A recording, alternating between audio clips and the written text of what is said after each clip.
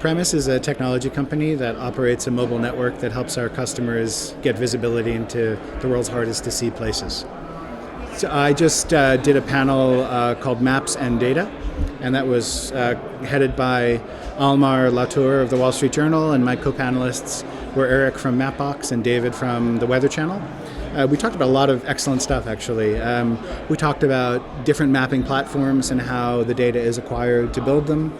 We talked about what I call smart maps versus dumb maps.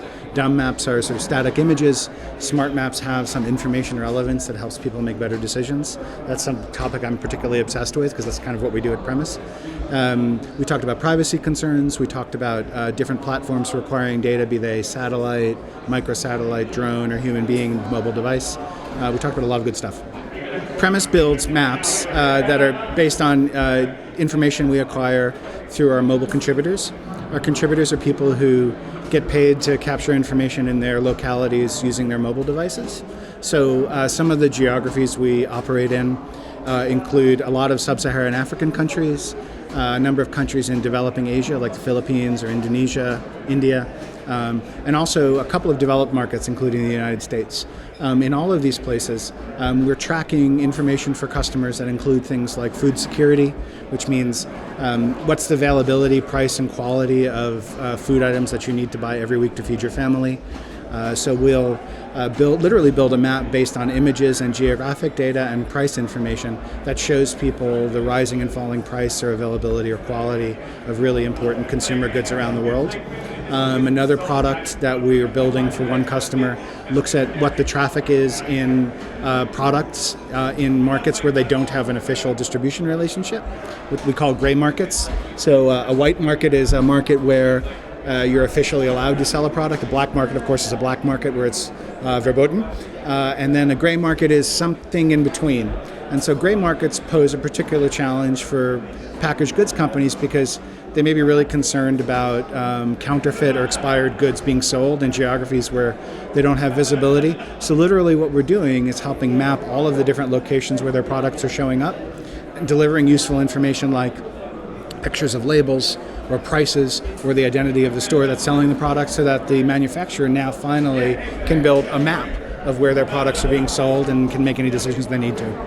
We build choropleths, which are what we call heat maps, so you can see a price differential across a geography, and we might use as our geographic map canvas Google Maps for that. We also have our own visualization platform where we can array the images by cluster according to where they are relative to each other. So we can build a city map not of streets, but rather of price or product or availability. We also have a product where we track electrification in a lot of rural economies. And so there the product is a satellite view of houses overhead along with really close-up information such as what the home looks like, what the walls are made of, and whether electricity is present or not. We have some data that's in the public space through our website, premise.com, but the vast majority of it is for customers, and so it's behind a password-protected login. When we come into stores, we always identify ourselves to shopkeepers. They have the opportunity to ask us not to take photographs, but the vast majority of them are fine with it. Most people now are taking photographs or consulting their phones all the time, so that's becoming increasingly acceptable.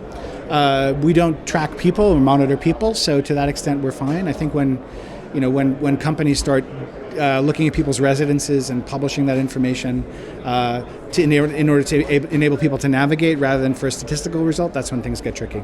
So I've been building products at technology companies in California for about 15 years. I've always been interested in information products, be they indexes or proprietary insights, but I've always, since I was a little kid, been very interested in maps. We talked earlier on the panel, we had to pick our favorite map. And mine has always been the London Tube map from the 1930s because it's such a huge conceptual leap. It's also beautiful to look at, but it's such a massive leap in the way it represents information. It's no longer about distance between stations, but about their relative positioning. And it's a tool now that sort of shows people, it puts people in a position to make a good decision rather than showing them sort of a deliberate picture of spatial relations accurately.